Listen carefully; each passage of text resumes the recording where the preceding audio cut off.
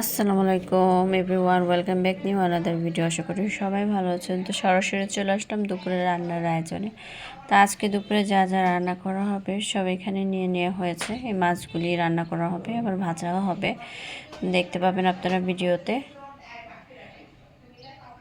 আসলে শীতের সবজি কিন্তু ঘুরে ফিরে সে একই, সিম, ফুলকপি, তারপর হচ্ছে বাঁধাকপি, এগুলো কিন্তু সচরাচর সব বাড়িতেই হয়। তো আমাদেরও ব্যতিক্রম না, আমাদের বাসায় কিন্তু ঘুরে ফিরে একই সবজি খাওয়া হয়। সাথে আজকে কিন্তু লাউ শাকও রয়েছে।